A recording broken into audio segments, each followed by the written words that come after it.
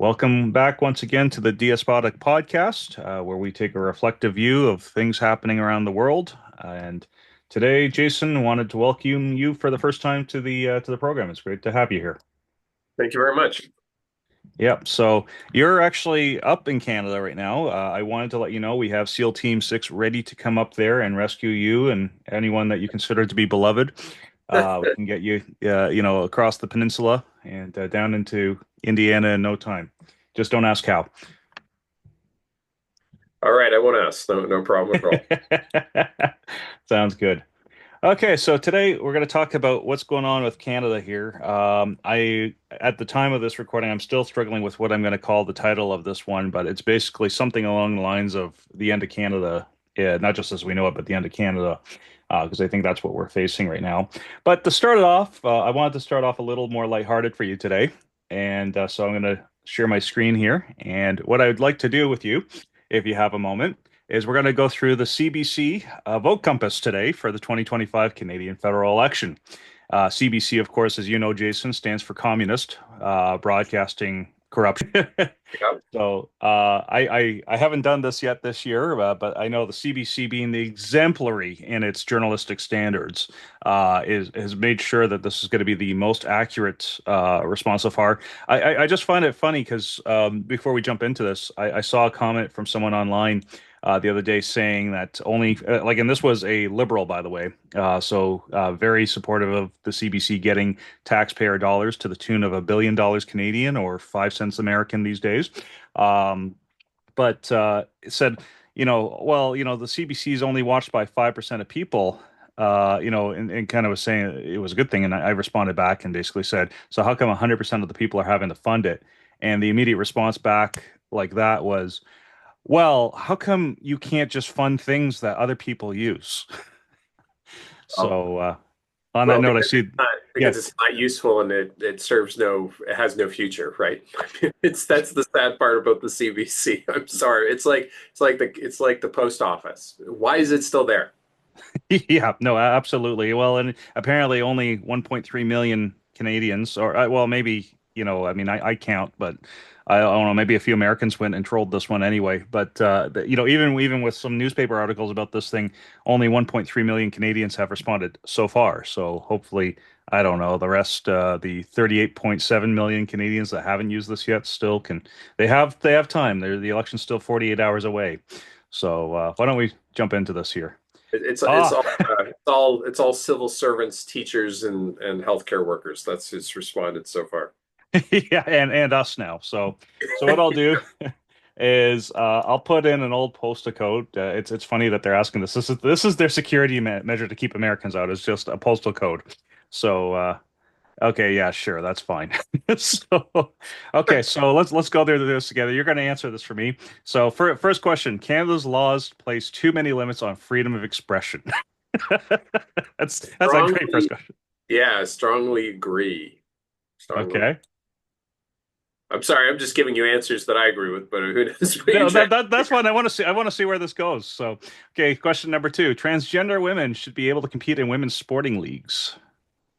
Okay, strongly disagree. I would just say quickly, I don't know, because there seems to be a lot of confusion with this. But Well, what is a yeah, mid? What is a woman, Matt? What is a yeah, woman? I don't know. exactly. How is it that we're asking this question? I don't understand how we've forgotten. Like, I feel like basic, like public, sex classes have failed an entire generation of people for us to be confused about this question. I don't know. It's really scary. Yeah, yeah, and I mean, I don't know about you. Like, I remember when they were doing these vote surveys 20 years ago. This would never have been a question back then. So, No. so we'll say strongly disagree there. Okay, the prescription of puberty blockers should be banned for adolescents. You notice there's a certain flavor to these questions, by the way? Oh my goodness. Yeah, it's surprising. Yeah. Yeah. Okay. So what are we saying here? Prescription of puberty blockers should be banned for adolescents. Yeah, of course, strongly agree. Yeah. Yeah. Okay. And we got to be careful here because That makes you. the Liberal Party may be using this to try to identify people that they need to debank, freeze their bank accounts, and send them in prison, for 2 years for mischief. Right? That may be the attempt here, Matt. So you just want to be a little bit careful. Yeah, no, that's fair. But as I've told other people, I'm about 2,000 miles away from the blast radius here, so I think I'm okay. So, but here's another gem. How much should wealthier people pay in taxes? How much do wealthier people pay in taxes? Oh, Now they're not qualifying this. I'll just point out they're not qualifying this as what does the term that they use in the industry uh closely associated individuals,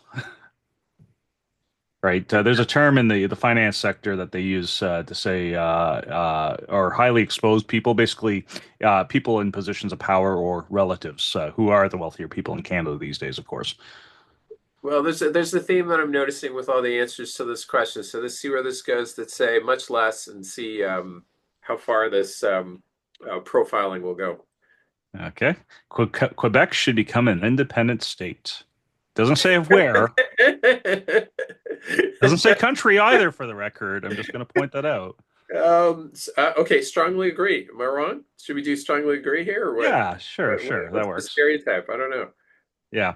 The federal government should prevent provinces from enacting laws that restrict public sector employees from wearing religious symbols at work.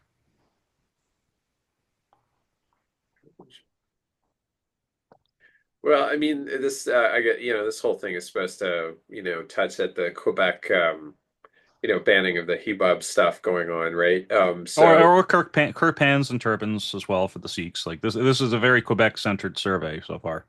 I guess so, yeah. I mean, I don't know. Are you asking me or we're trying to Yeah, do? what would you answer? Like we want to we're really testing to see how accurate this faux compass is because the CBC never gets it wrong.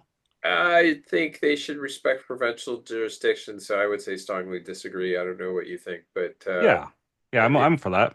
yeah, Yeah, it served the states well to have 50 different laboratories, as they say, yeah, testing out laws. So, okay. How much of a role should the private sector have in healthcare? much Dun, more. dun, dun. Much more. I was just thinking Heretic.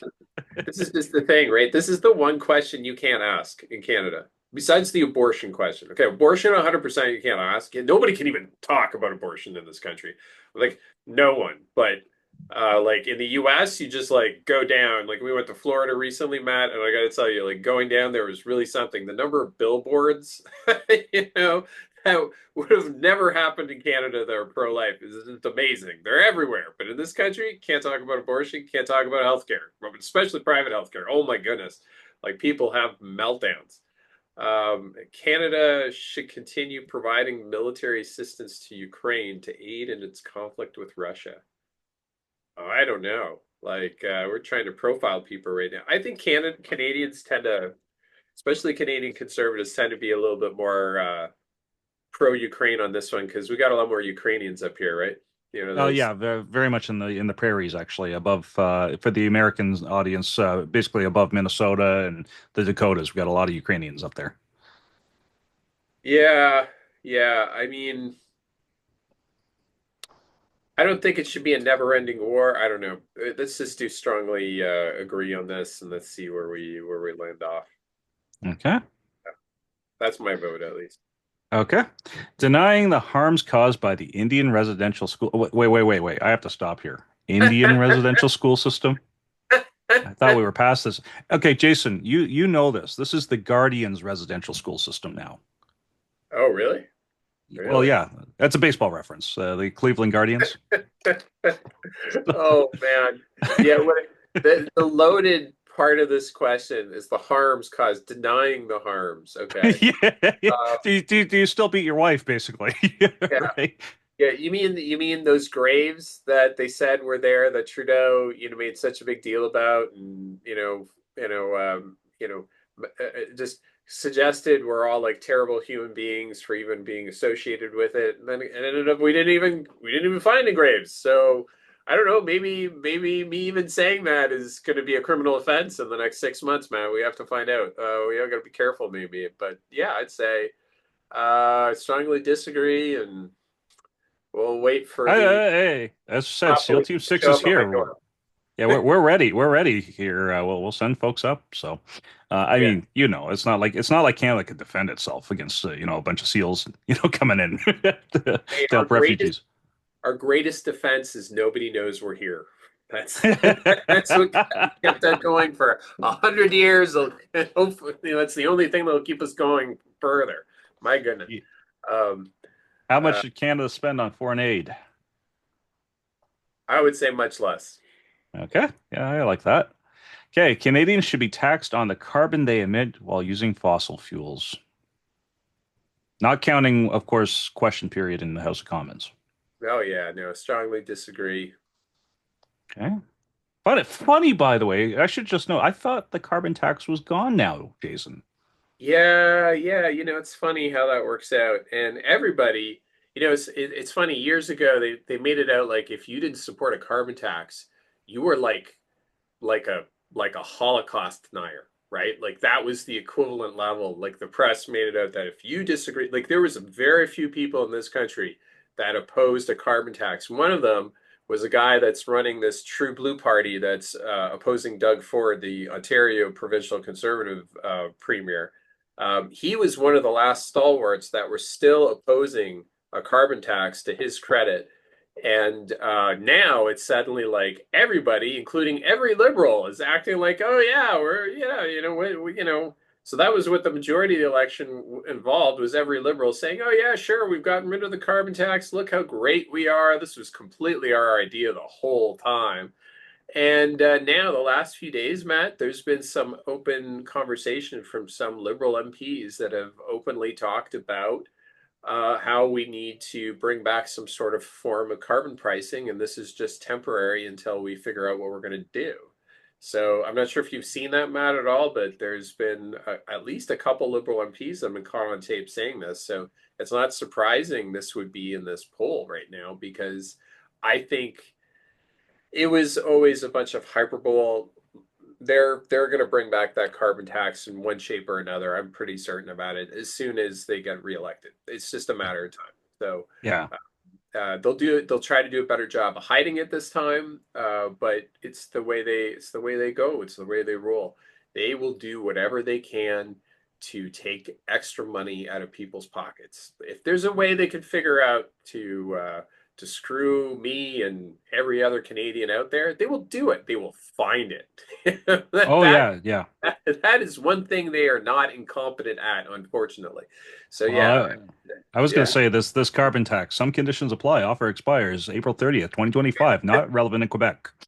So, Yeah, it's really what they should call it is a guilt tax. It's a guilt dissipation tax. What it allows us to do is it allows wealthy liberal urbanites in this country to feel okay having going on airplanes and drinking their overpriced coffee that has huge carbon footprints and not having to worry about it. They can say that they've done their bit to save the environment. And it doesn't matter if you've actually done anything to save the environment. I mean, forget about that. That doesn't matter. It's just about how you feel, Matt. Do you feel better? Do you feel better as a person? Like you're doing your well, part, right? I do, but I Yeah. mean, I'm sitting down here surrounded by oil, so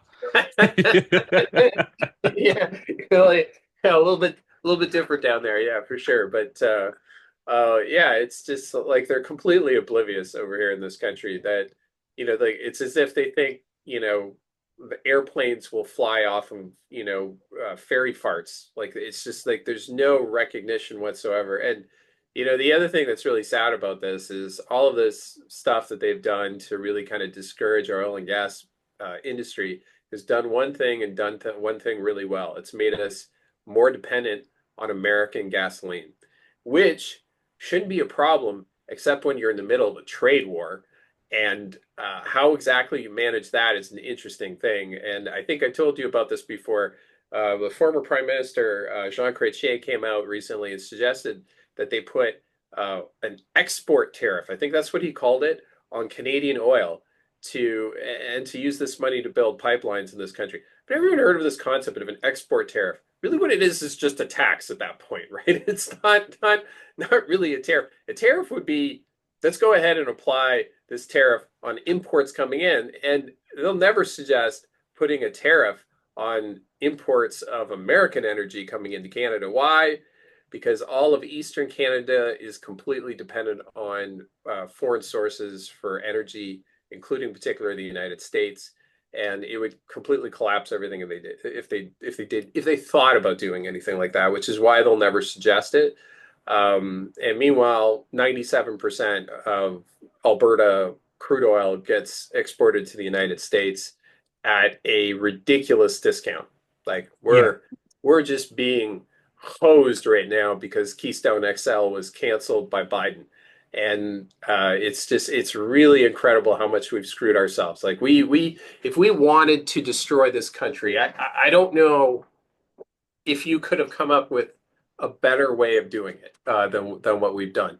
And every pipeline that we have, so we don't like it's like what people don't understand this with gasoline. It's like you can pull it out of the ground, you can refine it, and then you get the full price of the product, right?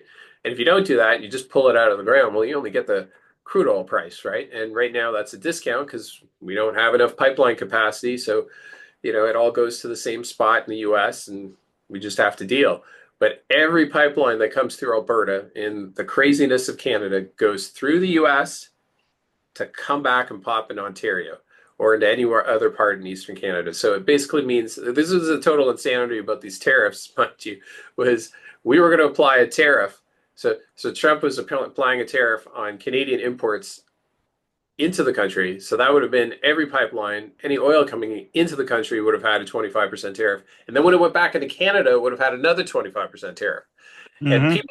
people thought this was reasonable. In the politicians here in Ontario and in Eastern Canada, it was totally nuts. They had no idea what they were suggesting. It would have collapsed our economies overnight. They were honestly talking about it. It just tells you how completely delusional the kind of the liberal intelligentsia is in the Eastern Canada reign. So sorry for that digression, but this No, no. this whole question is really something. It's just the fact that we're even having this discussion is just mind blowing to me. Like we in this country, I've always looked at it, Matt, that the Canadian deal, like there was a U.S. New Deal or whatever with Roosevelt and everything. I think the Canadian deal was we were going to have really good social services, or at least really free, social services, and this expansive social safety net that was really generous to everybody. And the way we were going to do it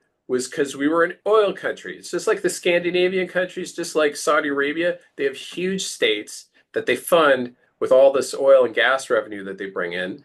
And that was the golden goose that would keep things going. Okay, that was the deal. We would look the other way on oil and gas, and then we'd have all of our nice, free healthcare, all of our socialism, as much as we wanted because it was paid for. And we messed with the golden goose, and now they think this is somehow sustainable to like with what? How are we going to fund this socialism without something like oil to kind of fund things? And their solution, or Trudeau, our great and fearless leader for 10 years, was suggesting we do it by building electric batteries. That was his Hmm. solution. That's great. And they went ahead and they funded that one company called Norfolk, I think it's called, out of Quebec. And I know a guy that ended up working there. It was such a great thing. That whole company's gone bankrupt now.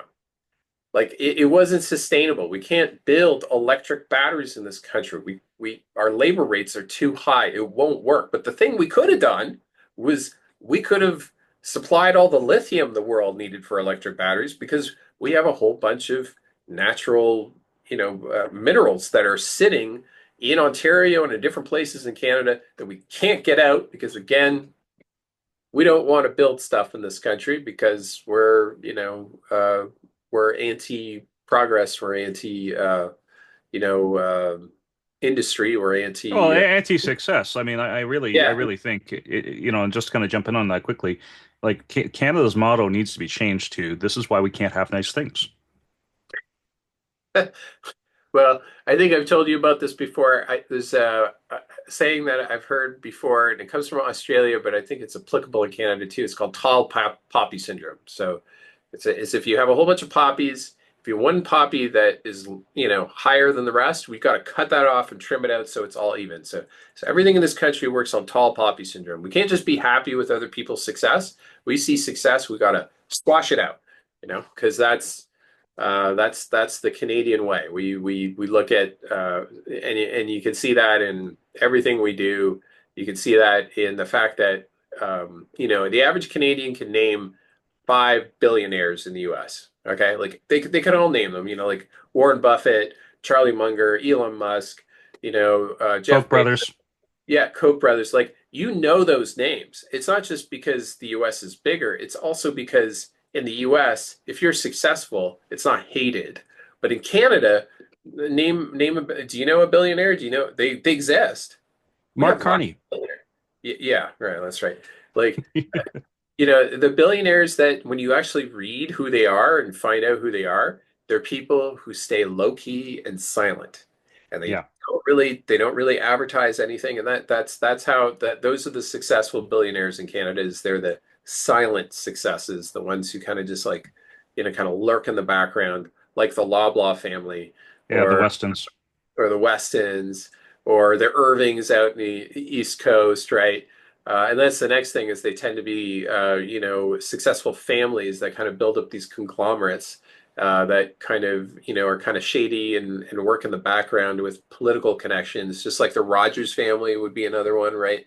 Um, and they kind of operate semi-monopolies because, again, they use their political connections to sort of to gain favor. I mean, not all, but a good chunk of them. And so that's just kind of the cultural kind of situation that exists within this country. It's just it's a socialist country. Everyone loves their socialism. The problem is the socialism doesn't work.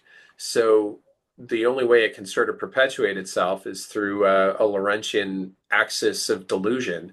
And that's really what it is. It's just it's just everyone's operating in this delusionary state because they get so much social services all over the place. Everyone's just kind of pacified right into complacency. That's why we have so many, like literally so many young men living at home right now in their 30s, living with their parents. Like they haven't bought houses. Like I wish more people would talk about this. I see this all the time, and it's happening because we don't have kind of a go-getter culture whatsoever here, and it's really kind of sad to see because these men are not productive. They're not doing anything, They're and wasting away. they're wasting away. A lot of them are in large urban areas, and they're kind of just like banking on their parents because housing is so unaffordable in this country. It really is. It's like the average house price has gone out of this world. Like in Toronto, I think the average house price is probably hitting $2 million now. You Canadian, which even with the exchange rate, I mean, we're talking about well over, I think at most recent numbers, we're talking about like around 1.4, yeah, 1.45 million US. yeah. Yeah, and so like you're talking about a starter home starting at something like that. So the way these young people, the only young people I know that have bought houses in Toronto, the way they do it is they get their parents to co-sign the loan. They save up for 10 years and put money in like a brokerage account. So they gamble it basically by putting it on the stock market, hoping that they'll make enough of a return on that over 10 years. And after 10 years, that's enough to get a down payment, to get the down payment, but then it's not done. They can't afford the mortgage, even with a really large down payment. So they end up having to move in and rent out all the rooms. But because all you can do is you can buy a dump, literally, you're buying a dump. You buy it with the idea that you're going to renovate it. So what they have to do is they go in, they live in this dump, renovate one room at a time and rent it out one room at a time and hope that they can get enough, renters to sort of make everything keep this Ponzi scheme going, right? That's literally what they do up in Toronto, and they both have to work. They both have to work, and they have to work high-paying jobs. And I've seen this time and time after again. They make it work, yeah. They can figure it out, but it's a pretty terrible existence overall. Like the one couple I know, they get up 5 a.m. every morning. They're working right away. They have kids. Those kids never see them until 8 or 8:30 at night. And that's how they make it work. They got to work really, intensely, and that's, to kind of fund that Toronto lifestyle. And it's just the way the can kind of works. And it's amazing people find ways to make it work. But the funny thing is Mark Carney, the Liberal leader who's running right now, and it looks like he's going to win on Monday. Um, he's he suggested the solution to this whole housing crisis is to build tiny homes and for the government to set up a corporation, a new government corporation. How Canadian of him. We're going to set up a new Canadian agency, you know, to do one thing, and that's to build tiny homes for Canadians. That's going to be the future, man. That's how they're planning to pull us out of this. I couldn't even believe it when he said this. Like it's they've been discouraging tiny homes in every single jurisdiction. Everyone, Matt, all the municipalities in this country, they do not want tiny homes because they're a blight on the on the culture they're trying to create in all of these cities and towns. And so Carney's going to come around and force them to build tiny homes now. It's it's just really ridiculous. And anyways, it's just been a complete disaster. The housing prices have gone out of control, and the main reason for it is well, two things. They printed way too much money in COVID, so that obviously led to inflation. But the other thing that they did at the exact same time, and again, and this is a country of like 40 million people. So when I say this is kind of crazy, they brought in what was it, 1 million or 2 million immigrants over a period, I think, of 5 years, maybe Yeah. less. Yeah. So No, yeah. yeah, and at the same time, we're only building 100,000 or 200,000 new homes every year. Like, Yeah. what did they think was going to happen? So it was pretty predictable. We housing prices doubled over the last 5 years, and Yeah. Well, and here's the thing, like, because you're bringing up, like, again, and I don't think that, I mean, I'm noticing that Americans are a lot more aware these days because of Trudeau, because of what happened starting with COVID, but continuing now. They're following this election, right? Like, it's not hard to get a watch party going for Monday here in the States. But everything you're saying, I want to come back to these things as well, Jason. But um, everything you're saying, I want people to understand, even the Canadians, especially to understand. Think of how Donald Trump is looking at this situation because he's not unaware of this, all the stuff that's going on either. Like you said, the energy issues, the affordability issues, the lack of a coherent culture, right? And he's got ex-Canadians, or what I should say is Canadian expats around him that are telling him. I mean, Kevin O'Leary regularly goes to Mar-a-Lago, to visit with him. I mean, he's not a friend of the current government up there. So I do want to come back to this if it's okay, but let's kind of finish this poll here because I think some of the things you're bringing up, are going to come up in future questions as well. And of course, the next one we got right after the carbon tax was, of course, about those villainous Americans, right?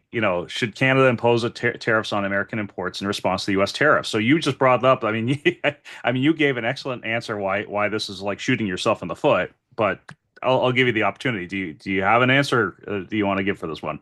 should Canada impose tariffs on American imports? I would strongly disagree.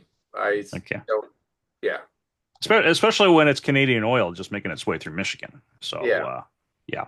Okay. How accessible should abortion? There you go. There's the sacred sacrament of the left. So, Well, they don't have the option I would put down, which is how accessible, not at all, but let's put much less. okay. Well, that's because the option doesn't exist in any party, admittedly. It's, Yeah. so how much money should out of work Canadians receive from employment insurance? Um, I don't know. I'd say about the same as now. I don't think there's any. I don't know how you feel about it, but I would just say about the same as now. I don't know if Yeah, that's no. I don't know if that's what the graft really is, but maybe. well, and the thing is, we should probably talk about this in a future program, but um, the employment insurance system in Canada is very wonky because there's what like 30 different districts across the country, and they're Yeah. not based on like provincial boundaries or anything. They're just like the government just arbitrarily says you're in District 5, you're in District 29, and you get money based on which district you're in. But it works very similar to the way the Social Security taxes in the States work, or CPP in Canada. It's something that, yes, it's a tax, and yes, it's a government program, but essentially this is something that should be privatized. Yes. Obviously, like it's the government just has a monopoly on it in Canada, so and mismanages it completely. So yeah, I'll put it about the same here. Okay, federal government should fund sites where people can consume illegal drugs under medical supervision. Strongly disagree. Okay. People who break the law should be given harsher sentences. Strongly agree. Yeah. Okay. How much say should the federal government have over how provinces conduct their affairs? Ooh, much less. Okay. How much should Canada do to reduce its carbon emissions? Much less. Okay. And I love again that it's carbon emissions. It's not like carbon, No, you yeah. know, it's like, okay, the federal government should cover all the cost of prescription drugs for all Canadians. They didn't say if they're legal or not, by the way, so I don't know which one they're getting at here, but give it Uh, time. The NDP will say illegal drugs too. okay, well, let's get profiled. Let's say strongly disagree. Okay. How much federal funding should universities receive? I don't know. I'm going to say much less. Okay. Federal budget deficit should be reduced, even if it leads to fewer precious public services. Yeah, I would strongly agree with that. Yeah. Okay. The federal government should prioritize hiring visible minority candidates over applicants, except in Brampton. This is like a triggering thing, right? Like, my Yeah. goodness. I was watching something today where it was talking about how there's some job postings where if you look at, how many of the requirements are, around your minority status versus how many of the requirements are actually around competence, it's ridiculous. Anyway, uh, strongly disagree. Yeah. Okay. I gotta credit you. At least you're not kind of sitting on the fence on these things. So, No. okay. Only those who speak both English and French should be considered for top jobs in the federal government, which, by the way, is all but policy in Canada, right, Jason? Like this is something where you have to essentially be bilingual in these two languages if you're going to get anywhere in the federal government, employment uh, landscape. I don't know. I think it's overdone. I'm gonna say I somewhat disagree, only that um, it is important that the country you live in, that the people in the civil, that they should speak the language of your country, right? And Hmm. that's the language of our country, and like it or hate it. What I would say is they should be able to speak English or French, and we do have a French speaking part of the country, so they should be able to speak French in general. There should be French services, but I'm not sure if I really want to ban people who are unilingual from joining the civil service. So I would say some would disagree. I don't know what you think, man. Yeah, sure. And then no, I'll go with that. I mean, I think there needs to be service. There was a time when Quebec was getting neglected, but I think the pendulum has swung the other way and just stuck there for the last Yeah. 60 years. And again, and let's put it this way, as you said, Jason, like, yes, Canada is 40 million people now. There have been studies over the years that there are some people live like some of that 40 million don't speak either official language. And I mean, then that's not even talking about immigration. That's talking about people who live on the reserves, for example, right? So, yeah, it's one of those questions I would just put, don't know myself. I'd just be like, yeah, this is not even something that should be coming up right now, given how important the election is. Like, it's not completely unimportant, but it's just not the issue you want to be. It's like talking about what color you're going to paint the house, while the second bedroom upstairs is on fire, right? So anyway, moving on here, the federal government should permit the construction of more oil pipelines. Yeah, strongly agree. Yeah. Okay. Okay, Canada should end its ties to the monarchy. Why is this a question? I don't even understand. Like, who? Oh my goodness. The Bloc Québécois, probably. Yeah, I would say strongly disagree. Yeah, Okay. let's bring the monarchy back. Let's Okay. let's put a big mural, big statue of King Charles in the middle of Quebec City. Let's commemorate him right there. That's funny. How do you like that? Yeah. Yeah. Uh, Uh, okay. And the next one, how much should Canada spend on its military? they should spend Yeah. like they should have one. And we I was don't. gonna say, like, this question should be how much of the GDP should Canada spend on its military? Right. And of Yeah, course, if you say what Trump is saying, then, obviously you're a racist, a bigot, you know. yeah. We're gonna say much more, but like I don't know if there could be like an option that's more than much more, but We're probably. gonna we're gonna triple the amount of spending in the federal military in Canada, and you know what triple three times zero is. Yeah, I So know, right? Like it's just yeah. yeah. The federal government should provide the funding necessary to offer daycare that costs parents no more than $10 Canadian or $7.20 American today, per day. I'm gonna say strongly disagree. Okay. I'd love to know. You can't even go to McDonald's for 7.20 anymore. I know. So, okay, how much should the indigenous? Oh, there we go. Now they're using different terms. How much should indigenous peoples have? How much say should they have over how Canada's natural resources are used? I would say about the same as now. I don't think they're the barrier to natural resource development in this country. I really don't. So I No. would say about the same as now. They're actually very reasonable. It's Oh not. yeah, It's the climate crazies, the climate yeah. Nazis. But anyways, yeah, There should be fewer people employed by the federal government. strongly agree. Okay, as opposed to the current policy where there are more people unemployed because of the federal government. So, how many immigrants should Canada admit? Uh, Last question.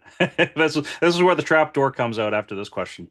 well, yeah, because I think I would make the argument that you could have a lot more immigration in this country. Like we have a huge country. Like we have a huge landmass.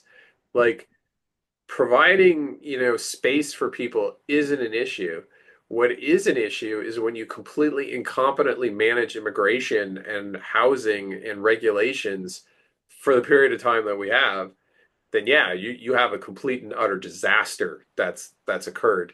I would be much more more apt to take a libertarian stance in this and say, you know, let's not have any regulations. Let's let the economy respond to the demand and let people. I would actually say let people come in if they could find if they could get a job offer for a job. That would be what I would because I mean, you want to let the free market sort of decide this stuff, but unfortunately. That's not going to happen. And where we are right now, I would say you got to curtail immigration because it's the only thing like they've let it get out of control. They need to cut it back now so that things can sort of stabilize out, and then they can kind of recalibrate and go from there. It's really unfortunate, really, really pretty unfortunate because we have a huge demographic issue in this country. Our birth rate is plummeting, and we have all these social services that people need to pay for, and they need taxpayers for that, and nobody's having babies. So without babies, no tax revenue. Well, as I said, again, and I'll put it this way. So it sounds like you're saying somewhat fewer then, if I had to guess. Yeah, or many fewer. I would say many fewer. Where we are right now, yeah, Okay. it's crazy. Like where we Yeah. are. I would never have said that 5 years ago, but yeah, I would say many fewer is what I would vote for right now. Uh, just because it's a necessity. Like I don't know if you disagree with that, but I cannot see how we are going to get out of this as best as there's promises elsewhere. We are not going to suddenly lift the crazy amount of regulations and the crazy amount of barriers to housing that exists in this country. And we have a fentanyl crisis. We have like an opioid crisis. We have like it's out of control the amount of smuggling that's coming in from Chinese drug gangs. Like they're talking about this all the time. So yeah, I would say we have to like clamp it down at least temporarily. I would say so. Yeah, Yeah, many. and again, that's the thing too is like these questions are like I know these surveys are meant to be simplistic, but this is where there's disservice because what you're pointing out here is that there's nothing wrong with saying we're going to do a pause here, rebuild the system so it works for the country, right? and Yeah, works admittedly, and it benefits the folks who immigrate. And again, I have no problem with immigration. I'd otherwise have conflicts personally, right? yeah, yeah, But there's a few facets, and one of the things I would say, I know you didn't cover this, and you may disagree with me on this, but I think that there needs to be a certain attachment of loyalty. Like I wouldn't just see immigration as an economic, transaction, right? And again, I know a lot of people make that work, and they're a great benefit to to the host country that welcomes them. But one of the things I made a conscious decision to do when I came here to the States was to say, even if I don't quite understand or at the moment agree with some of the facets of the American system, I'm going to make it my intention to learn it and to try to accommodate and adapt to it as much as possible.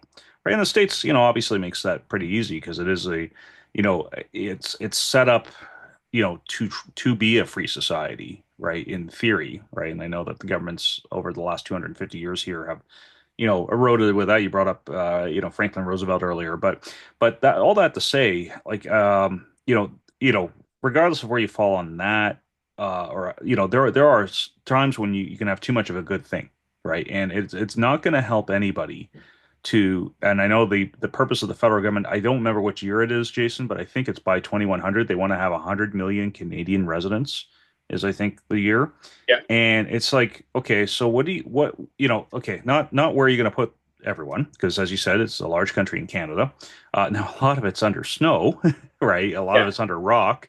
But in addition to that, is this going to help the country grow stronger, more free, or is it going to make it weaker and more, totalitarian, right? And I think we know the answer to that according to what the liberals really want. So, what is that? Oh, that's policy. Wow. Okay, there's a few more questions here. Okay, let's run through these quickly. In this election, what matters most to you when deciding how to vote? Unfortunately, nice hair isn't here this year, Jason. I'm sorry to tell you. Oh, that's too bad. Party policies. Of course, this is Party, me party. talking to you, so that's what I'll say. Yeah. Okay, how come that's a low bar right there if we're gonna go through these Zero. questions. Zero. Zero. Okay. How confident do you find these are the green Zero. letter? Zero. Okay. Zero. Hey, I was gonna say -5, but sure. Yes, her negative scores. Um, okay, well, I can't say he's tremendously competent. I don't know. I would give him a six, maybe. Okay. How come? It's maybe a I'm five. amazed he's on. I'm amazed he's on here and it's not burning the website up. So Yeah, yeah. I'm amazed he's there too. how come Zero. she gets to be there? Oh, whoa, whoa! Before you do that, do you recognize what that pin is? No. That's the 21 sustainabilities goal pin. King Charles, who you brought up, is really big on this. It's basically being spearheaded by the UN, and I'll just in a nutshell say there's a lot of occultic stuff attached to it, but they have 21 goals by 2130 they want to do in the world. And if you ever see that pin, basically what you're looking at is you're looking at somebody who is like on board with the dystopian future that like Blade Runner could only dream of. Wait a minute. So. You're telling me that Elizabeth May is connected to the demonic? That would be very. Didn't see that coming at all. Yeah, yeah, no, I understand. So we'll give her a zero there. How trustworthy do you find Mark Carney? With a face like that, of course. Yeah, yeah, he's got coffee teeth, I think. But anyways, sorry, not that that matters, but yeah, all right, how trustworthy is he? I would say, yeah, I'm gonna give him a zero score because like for the guy plagiarized his entire party platform. He plagiarized his, his master's or PhD thesis at Oxford. So yeah, how trustworthy do you find Jordan? Okay, let's give him a four. I don't think he's Jagmeet Singh. Maybe a two. Maybe a six, six, seven. Maybe give him a seven. Yeah, I give him at least a little bit. I think so. Yeah, Trizzy. I think she's delusional. I don't think she's untrustworthy. We'll give her kind of a six, maybe. Yeah. Okay. Um, Okay. If an election were held today, just so that we know oh, well, which houses to go to the knocking down the door on, which party would you vote for? let's go see. What are the options? Let's go other party. I don't want to tell them anything. Okay, which party did you vote for? Other party again, I'm presuming. Yeah, other party. That's great. What Okay. is gender? You Other. want to do other on this one too, Jason? um, yeah, well, you know what? Call me a male. Fine. Let's see where we're going. Oh, oh, there you go. Great. None of these. You know, None of these. I'm too spirited. Like, I mean, you get, some Canadian club available, and I'll take two shots of spirits. Yeah. Uh, oh my goodness. My Okay. goodness. Oh, there. We're not done being creepy. Yeah, let's do 1924. 1924. Oh, what There. happens is, my grandfather lived to 101, so how come that's not on there? But okay. What's your highest level of education? Do you care about this one? No, not really. You can randomly locate it however you want. Okay. At any time since September of 2024, have you attended school such as high school, college, with CGP, which is in Quebec, or university? No, I don't think so. Your current employment status, just go through that. Oh, here we go. Religion. Anabaptist. Wow, I'm surprised that it's very specific. Yeah. So you want me to Look at put this anything in particular option. here? Look at those What? options. Yeah, you're atheist. Well, yeah, you have Baptist. You got all the other stuff there. Yeah, you can just randomly a lot like, oh, yeah, maybe make me Jewish this time. That would be great. Okay, yeah. Now you know you're getting the door busted down tonight. Yeah. Okay, English. Okay, Canadian citizen. Yes, I love that. Who are you voting for up here and down here? Are you a Canadian citizen? I mean, there the jig is up. But were you born in Canada? Yes, fine. Are you First Nations? I mean, it depends on how you look at this. But What are the, okay, yeah, ethnic and cultural origins. I love it. Oh, look at that. They split out French and English Canadian. All right. Well, Afghan. just Look at that. They got all these options there. yep, yep. Oh, I mean, how are you going to go through all this here? Like other there. We'll just do that. Which category? Like, I love this. Like, like you can, like, I know we talk about this, sometimes, but like, you have to be to a certain degree very racist oriented to kind of categories and bucket people, especially in Canada. Like, this, Yeah. Jason. I mean, how many people are like combinations? Like, if you've got a Korean father and a Polish mother, right? You know Where what you, that makes you? That yeah, just makes you Canadian. yeah, exactly. It's Like, not an option, right? Like, I mean, yeah, it's ridiculous. But yeah, we're the most closeted racist nation in the world, I'm pretty sure. We have a lot of racism here, Matt, but our racism isn't geared against black people, Asians, Korean, or any kind of visible minority, although we make it out that it's the fact. If there's any racism in this country, the only racism I've ever really seen or kind of think exists might be possibly directed towards Aboriginal communities. If I'm really being honest, I have seen that before. There and is a Americans, I have to say. I mean, I've been watching what's been said in the last 2 months. yeah, yeah, probably more anti-Americanism than anti, you know. No, it's true though, right? Like, I mean, we have more closeted racism in this country. We don't talk about it, and we make it out like we're great. But the truth is, we don't have to deal with a lot of visible minorities like they do in the U.S., right? And because of that, we kind of like make ourselves out to be morally superior. But if we were really put in those situations, I guarantee you most Canadians would be as about as bigoted as they possibly could. I don't want to say that way, but it's just unfortunately the truth is The shoe fits, and yeah, again, and here's the thing about I'll say about Americans is that Americans are very self-reflective, right? yeah, And that's been a very long-standing tradition in the country's history. Canada, not so much. As you said, it gets very closeted, it gets very covered up. yeah. No, we're not like that, right? So yeah. Now, and again, and passive aggressive, because I want to use this as a segue, for the next question. Very passive aggressive, because look at this question. In politics, people sometimes talk of left and right. Where would you place yourself on a scale below where 0 is left and 10 is right? I think I'm probably just to the right of Genghis Khan. What's Okay, that? well, the 20's not on Oh, here, behind, unfortunately. just to So, the right of okay. Generally speaking, how interested are you in politics? Well, I'd hope somewhat if you're doing this poll, but Yeah. Let's do that. What issue is most important to you in this election? Let's for fun, CBC defunding. I figured that. Okay, that'll be my contribution to this. Would you be willing to allow the makers of the vote compass to occasionally contact you about participating in future projects? We're not going to say what those projects are, but I'll spare you on that. So, Thank you. okay, well, here's the grand finale. Drum roll. Oh, there we go. Look at you there. Wow. Right, you're down there with Genghis Khan.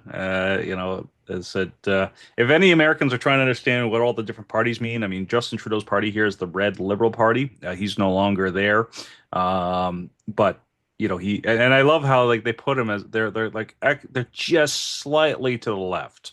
Like you can see the conservatives, which are like like the Republicans. They're like they're Yeah. not Yeah. Yeah. far over to the right, but like I don't a fit. lot further.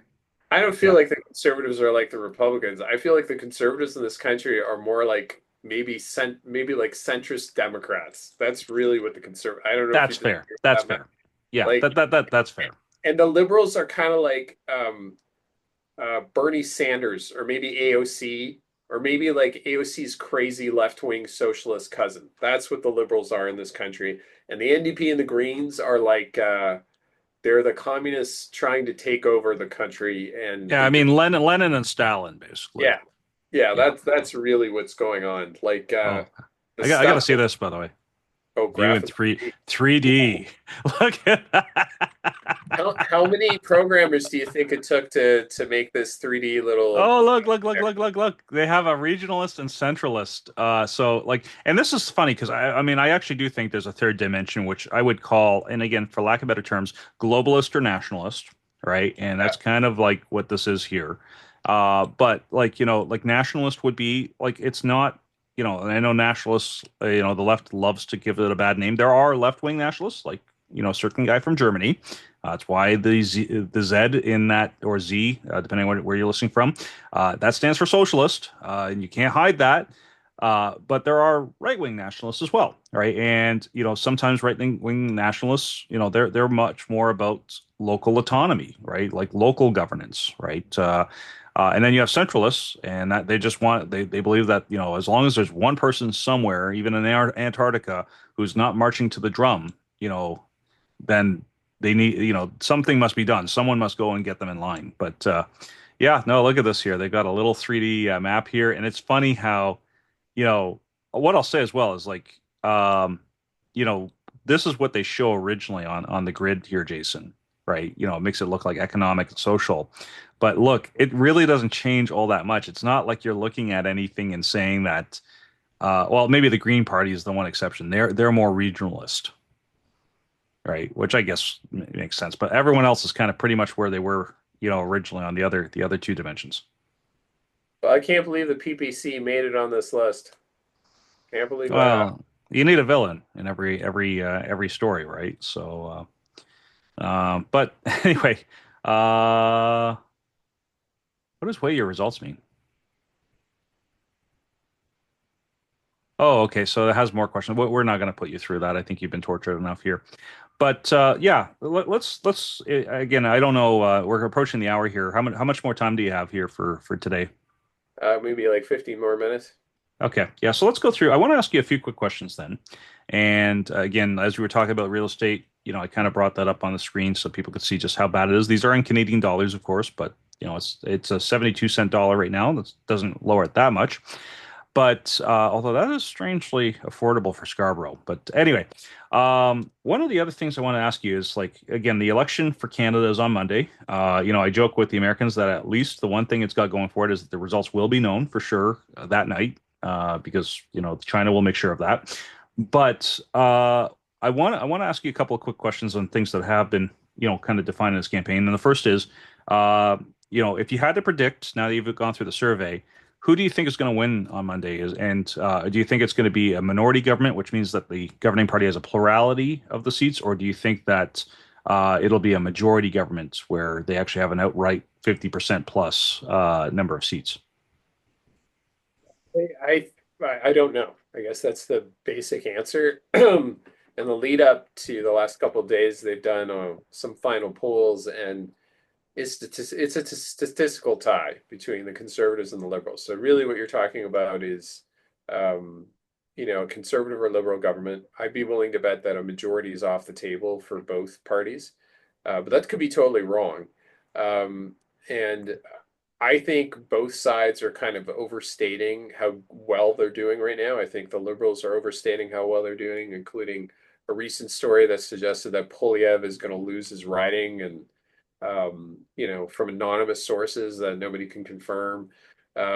It's really, I think it's a toss up, right? So you can see right there with that kind of vote spread, really nobody knows anything. But if I had to take a guess, I'd say the conservatives have the edge. Every single time we go through an election, the conservatives end up doing maybe 2 or 3 points better than they do in the polls come election night. So if that kind of holds steady, then you'll see the conservatives win the popular vote, which I mean they did, a certain The last election. two elections. Yeah, Yeah. still didn't win the most seats. So it really I really I know that's not a non-committal answer, but um, No, that's it fine. it really it's a toss-up. It's gonna be.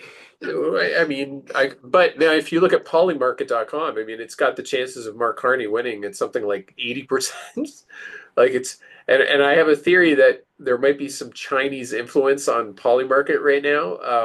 And No. by the way, like the amount of Chinese influence going on in this election is ridiculous to try to support Carney. It's really really ridiculous. You can see it with a lot of different online platforms. There's no way that they aren't interfering. It's just glaringly obvious.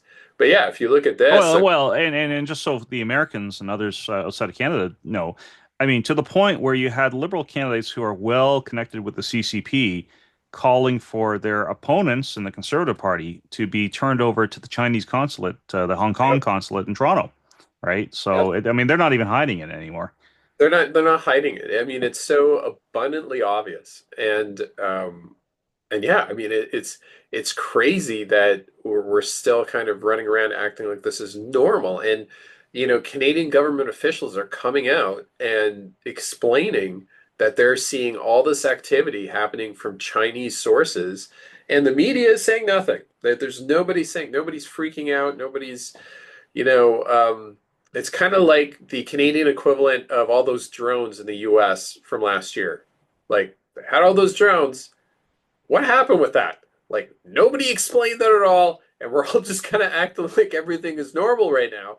And that's kind of the same kind of feeling that I get with this situation is like, there's government officials coming out talking about how all this Chinese meddling going on. And we know there's been Canadian members of parliament that have been implicated in foreign interference schemes. We know that's happening. There's reports that have been authored on this from the Parliament of Canada.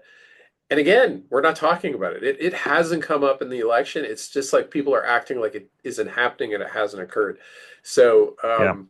so whether or not this is real or not, well, we'll find out on election night. And if this is real, then election night will happen, and we'll know within 5 minutes that it's just a blowaway.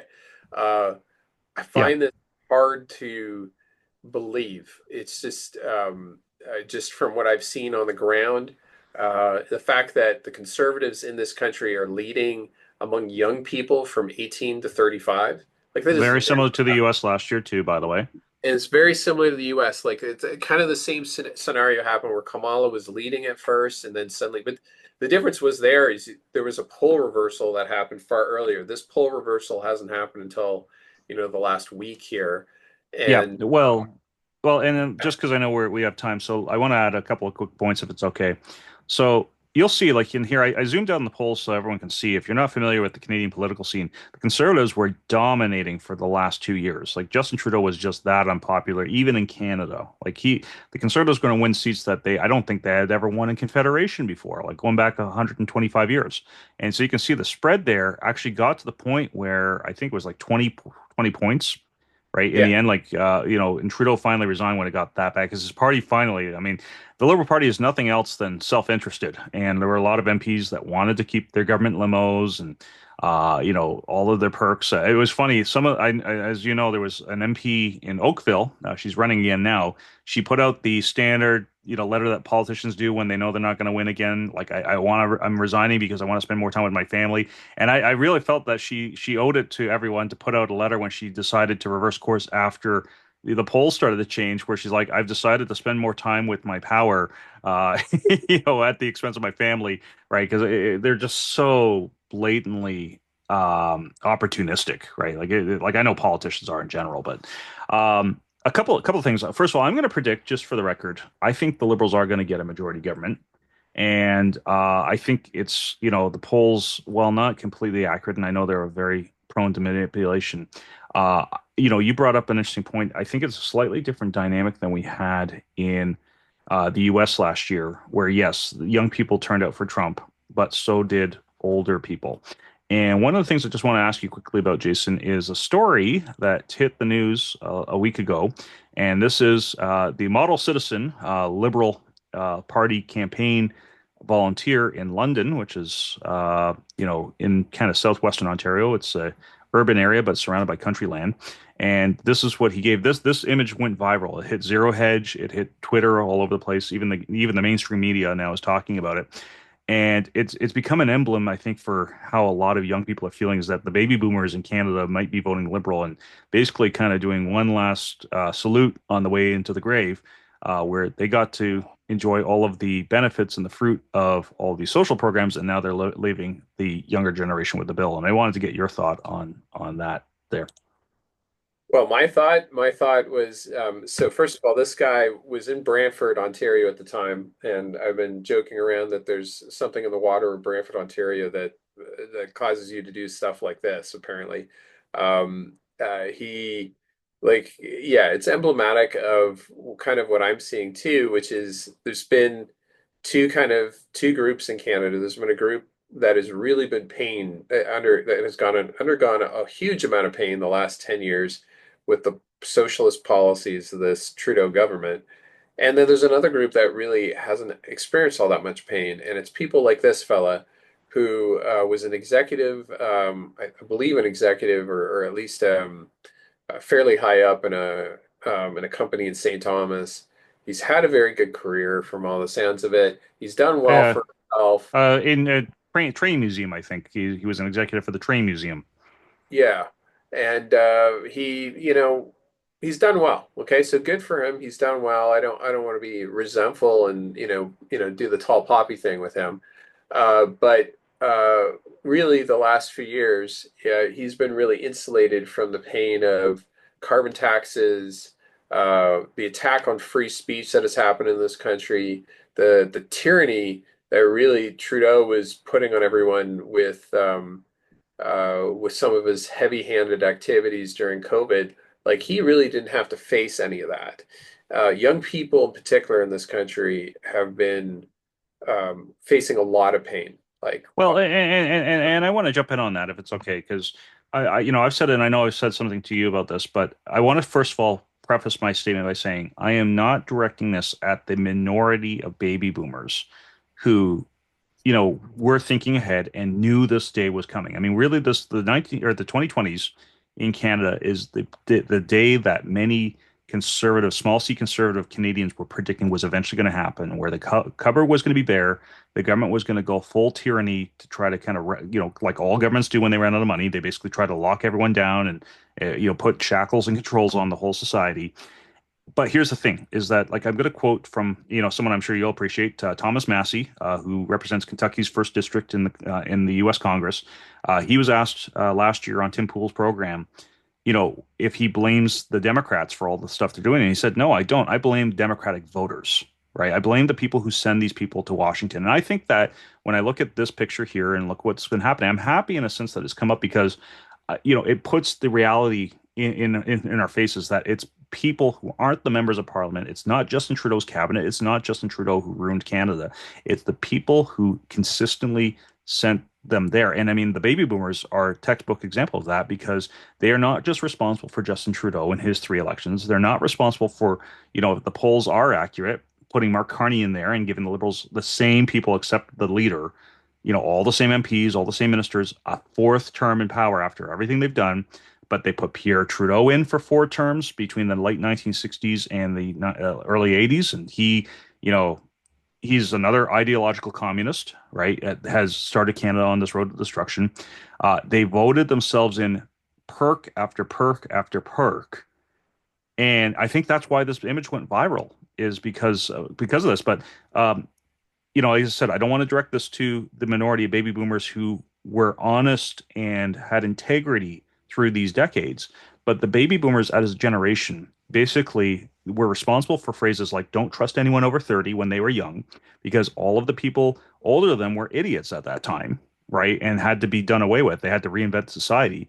And then when they got to their peak earning season, right, in the 70s, 80s, and 90s, they basically outsourced the raising of their kids. They outsourced the raising or the care of their parents, right? Because they were busy being successful, right? And they had the cheap housing and the good jobs and everything else. But they couldn't be bothered to maintain that for the future generation. They certainly weren't going to honor their parents in the Exactly. process. And then COVID hit, and I want to wrap this up here with this, like as far as what I'm saying here is COVID hit, and all of a sudden it's like, you all have to put your lives on hold. My grandkids can't develop. They can't have any friends. They can't do any of the normal childhood things and it would have continued. It wouldn't have ended if there wasn't finally a pushback from the younger generations. But they were quite willing as a generation to say, and I know some baby boomers who are still, haranguing people for going out and not wearing masks and doing all the vaccines and everything else, right?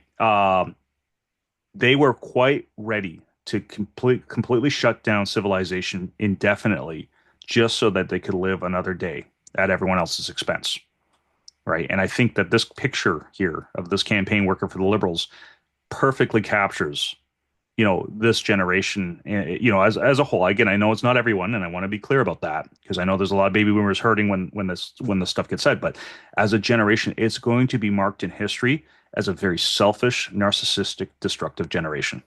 I want to Agree. get your thoughts on that.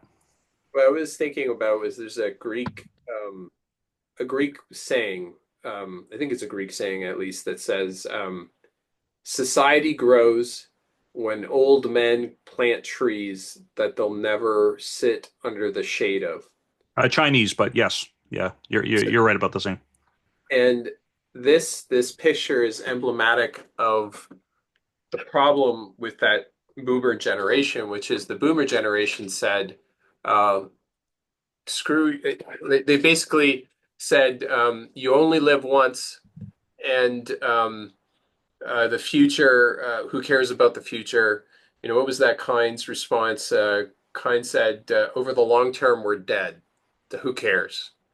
That's this generation right here. They didn't plant trees. Um, Everything was about them. And that's kind of what this picture really kind of shows us is it's if you could sum up the baby boomer generation as a proverb, they'd say it would be that Frank Sinatra line, I did it my way. Yeah, That's how yeah. that would be the baby boomer motto. I did it my way. It's about me. And that's exactly what this picture kind of describes. And I don't know if you know this, just a quick aside, and I want to ask you one last thing before we wrap up here, Jason. But a quick aside, you know how often and how popular that Frank Sinatra "I Did It My Way" song is at funerals these days? Oh yeah. Yeah, it's horrendous. Yeah, it's the most completely selfish um song in the world when you think about it, really. I did it my way. That's great. Yeah, it's excellent. Yeah. Yeah. So Yeah. it's not I did it for somebody else. I sacrificed myself so that other people could have a better life. It's I did it my way. Well, that's great. Good for you. That's excellent. And you did it your way because your parents sacrificed so that you could have the space to do it your way. But never mind about that, right? We're not talking about that for a second. But Yeah. that's what the society requires is it requires people who are willing to put their own interests aside for the betterment of the overall community. And that's exactly what this guy is the antithesis of. And you're quite right. It's just complete and total selfishness, right? And that's what this picture kind of really represents, right? And that's why we're both looking at it. Like the fact that he flipped the bird to the camera, right? Just the whole way, and then With the the grin. with the With grin, right? Like just the self-satisfaction there. It just really shows how little he actually cares for the people who have been suffering for the last 10 years, trying to desperately survive. Really, it's really it's emblematic of if Carney does win, like you said, Matt. This picture is going to be representative of what this campaign was about. Yeah, yeah. So on the last note, I'll give you the last word here, Jason. I like to do that here in these podcasts, but I think this is a nice segue and a nice way to end it out for today. And thank you very much for joining for this discussion here. And again, you're always welcome back, as you know. But you probably heard about Policy Horizons Canada, which, as you can see, it's an official government of Canada agency. No one knew it existed until a week ago because that's how it works in Canada. It's sort of like US aid or AID, I should say. No one knew that existed until all the fraud was found out. But it's interesting, and I'm surprised that this actually was allowed to come out in the election or so close to the election. It was published, it looks like, originally back in January. But what this analysis basically says is that by 2040, which is not that far away anymore, it's only 15 years, Canada is going to basically look like some kind of third world basket case country where there is going to be, ghettos and slums. People will not have the basic means of survival. I actually, it's something already started saying because it's actually some truth there for my kids. You better eat that food because there's starving kids in Canada, right? And yeah, I know it seems a little tongue in cheek, but that's the reality now. I mean, the food banks are constantly packed up in Canada right now. People do not have enough, and this government report, and I'm surprised this didn't get more attention because you would think, unlike what former Prime Minister Kim Campbell said, that elections are no time to discuss issues, you would think that this would have gotten a little bit of attention from those quote unquote journalists getting government funding in Canada, not just the CBC, but basically all the private mainstream journalists now actually get directly funded by the government. You would think, though, that if they had any integrity, they would have actually spent more time on this in the last week or during the election overall. But what are your thoughts on this? Do you think this report is accurate that by 2040 right now Canada is on its way down and like dare say Donald Trump might be right that Canada is not a serious nation anymore and is basically if it's not the states then someone's prone to conquer it, whether it's China, EU, someone else. I'll give you the last thoughts. Go anywhere you want with that one. No, it's definitely accurate. This is definitely where we're headed, and it's really kind of it's really kind of fortuitous that it came out when it did, and it's being authored by a group that is comes from a department that is under Mark Carney's um, control. So this is really the kind of the surprising thing about this. I mean, it talks about people eventually hunting and foraging for food.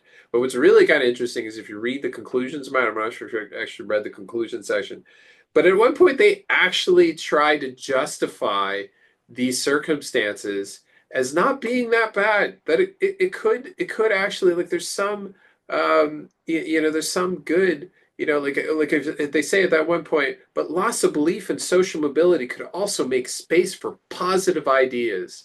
People could rethink what prosperity means. Can you hear that, Matt? We can rethink what prosperity means, and then suddenly we'll be happy again. Well, Like this sounds very close Schwabian. I'll just say that. this is the axis of delusion I keep on talking about that exists in this country, is that we think that we can just will ourselves into prosperity, that we can just sort of uh, say something enough times and it'll be true. Like that stupid Disney line, if you wish upon a star, No, you can't just wish upon a star. You need to actually do stuff that will change things. But this is where we're at, Matt, and that's what this report, that final statement right there reflects exactly what's problematic with this country is we live in an axis of delusion. And until that changes, nothing will really change and will continue to decline. Unfortunately, that's just where we're at. So I'd like to leave it on more of a positive note, but uh, what I'd say on a more positive end is that what did it Warren Buffett or Charlie Munger used to say? Something that can't last, nothing that can't last, everything that can't last forever must eventually come to an end, and this will come to an end. I just have a feeling it's going to be a lot more painful than I'd like it to be, or that other people would like it to be. Yeah, and I think the ultimate question to end on that is the end the system or is it the country of Canada itself? Because I think in my observation, we're probably looking at the end of Canada in our lifetime right now. Yeah, I'd say if something doesn't change right now, yes, I'd agree with that conclusion. And I don't think Canada will become the 51st state. Well, But who wants it possibly, really? I mean, as a whole, I mean, I can, yeah, but but yeah, possibly one or two provinces may. Um, and that's something that Peter Zeihan, I'm not sure if you're familiar with him, has openly talked about for the last 10 years, is that from a geopolitical perspective, just chess pieces on a chessboard. If you're the province of Alberta or Saskatchewan, it makes perfect sense to do something like that. yeah. Um, so um, yeah, it might not, but I don't think it'll happen in Trump's term or anything like that. Maybe it will, but everything being equal, I mean, but yeah, it's not great times, definitely in Canuckistan. But the one great thing we got going for ourselves, Matt, is no worries of skin cancer up here. Skin cancer free. Yeah, yeah. No, well, that's I guess that's a great relief for all the starving kids.